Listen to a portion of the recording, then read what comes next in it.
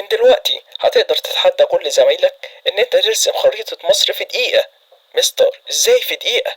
انا مستر احمد الجزاوي وهعلمك ازاي ان انت ترسمها في دقيقة. ايوه في دقيقة، تعالى وانا هوريك ازاي ترسمها في دقيقة. تعالوا النهاردة اكشف لكم سر من اسرار خريطة مصر، وهو ان خريطة مصر بتبدأ ببه بطة. ايوه به بطة. تعالوا اوريكم كده. اهي رسمنا به بطة اهي، بس كبيرة شوية.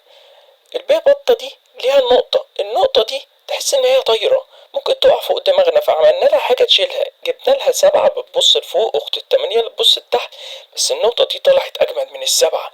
السبعة طلعت خيخة خالص، قعدت تخر فوق دماغها لغاية ما عملت مية كتير اسمها نهر النيل. تعرفوا ان السبعة دي كان ليها اخت اكبر منها بشوية اسمها السبعة الكبيرة، كانت دايما تحب تقف جنبها، فوقفنا السبعة قصاد السبعة. اهي رسمنا سبعة اكبر منها، بس ايه وقفت جنبها عشان بتحبها. وقفت جنبها، بس السبعة دي ليها واحدة صاحبتها اكبر منها اسمها الحداشر الكبيرة. اهي رسمنا الحداشر الكبيرة، بس ليهم قصة مع بعض. دايما وهم رايحين النادي بيمسكوا ايد بعض، رايحين المدرسة يمسكوا ايد بعض، رايحين الدرس يمسكوا ايد بعض. ربنا يخليهم لبعض، نمسكوهم ايد بعض بس كده، ربنا يخليهم لبعض وما يحرمهمش من بعض. بكده احنا رسمنا خريطة مصر. هنعمله البرواز بتاعنا الجميل عشان يبقى شكلها جميل وتبقى حلوة وقمر.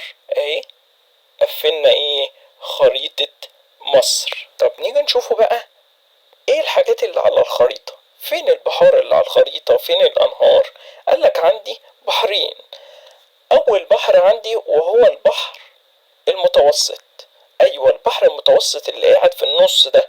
اول ما تلاقي البحر اللي في النص يبقى اسمه بحر متوسط، عشان ده البحر الوحيد اللي موجود في النص. طب البحر التاني اسمه البحر الاحمر. ايوه برافو، ده اللي موجود في شرق مصر اسمه البحر الاحمر. طب السبعة لما النقطة قعدت تخر فوق دماغها عملت نهر اسمه نهر النيل. الله ينور، اسمه نهر النيل.